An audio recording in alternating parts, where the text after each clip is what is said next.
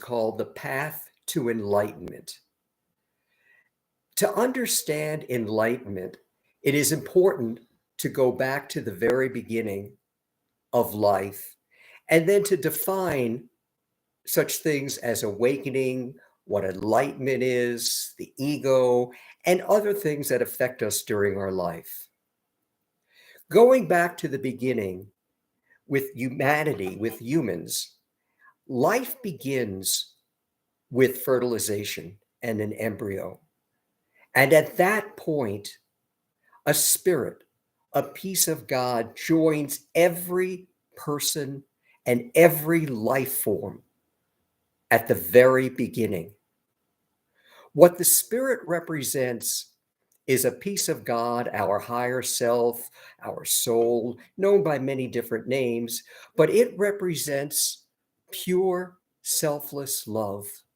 And it contains all the knowledge of the universe.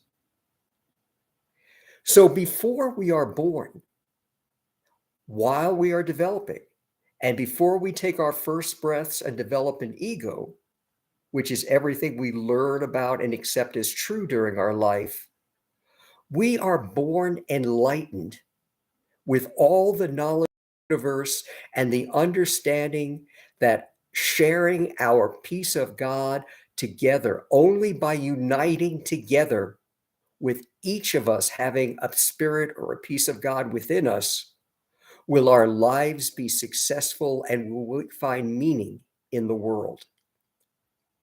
But with our birth, with humanity especially, which is very interesting, is we develop an ego, which again is everything that we learn and believe to be true.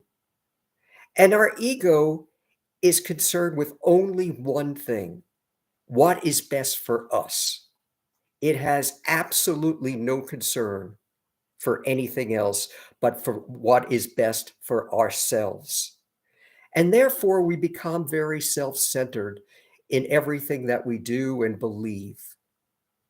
We grow up learning about the world. We develop prejudices and beliefs according to our religion, where we're brought up, whether we might be brought up wealthy or poor, whether we may be born Black or white, Hispanic, Oriental, whether we may be gay or straight or non-binary, or whatever the differences are that we want to compare ourselves. Everything that we learn after we are born that does not have to do with sharing our spirit within, the peace of God that is within, is part of our ego and part of what causes every man-made problem in the world, now and throughout history. It affects our ego, affects our choices, our beliefs. And because of that, we develop and we learn that in order to be successful in the world, we need to get a good job, a good education. We need to make a lot of money, because the more money we make, the more successful we are in the world. We need to be able to buy a lot of material possessions, be able to travel, do all the good things in life. And by doing all of that, we will have been important and lived a good life. And accepting this belief and going through this life this way, as the great majority of people do, though some may be struggling, if that's all they believe in life is what they have learned, then they will have gone through life without any meaning or understanding of the true purpose we are alive. When we talk about awakening, what awakening is simply is the first inklings that there is more than just our ego or more than just what we learned about life. That though we may have money, we may have many material possessions, a very good, prestigious job, we still feel uneasy, like there's something missing. We may be doing the best things that life offers, or we may be struggling, but still we have this feeling within that there is something missing, that there is something more to life than just what we learned it to be. This feeling, this inkling, this awakening are the first signs coming from the Spirit, the peace of God that is within you and within every person and life that there is.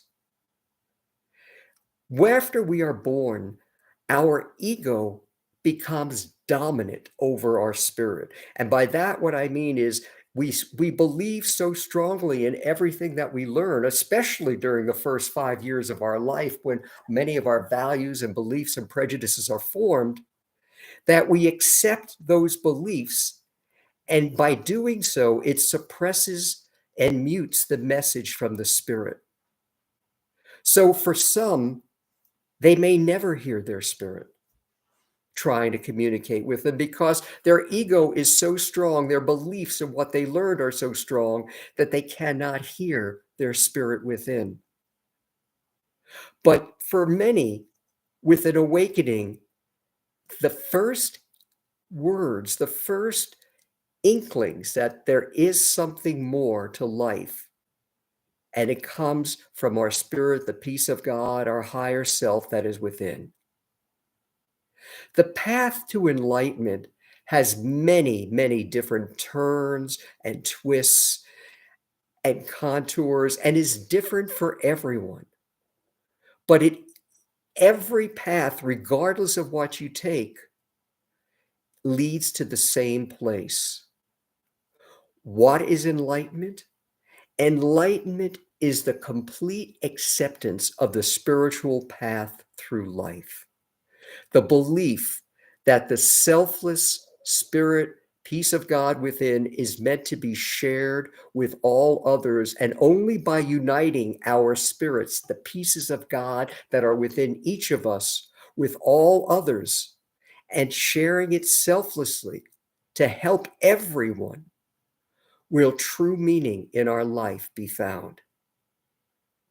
Though the ego, our beliefs, will always remain with us, the more the spirit you follow the spiritual path, the more muted our egoistic beliefs become and the less effect they have on us, and the closer we will become to becoming enlightened.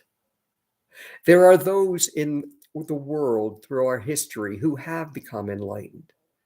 Jesus, Muhammad, Buddha, Rumi, many others. And what it is they have reached a point of total acceptance of the spiritual path. And though their ego remains, it is extremely infinitesimal in their background. And as they embrace the spiritual path. And with this embrace comes many incredible possibilities. They can heal. People who are enlightened can heal others who are ill. They can feed those who are hungry. They can help others who are struggling through life. And many of the miracles that we read about from the great prophets and the great religious leaders are simply people who are enlightened, who are able to share these gifts with others. So the path to enlightenment, to reaching that point where the great spiritual leaders that I just mentioned reached in their life, that can be accomplished by anyone. But to do so and to become enlightened, you must fully embrace the spiritual loving path within.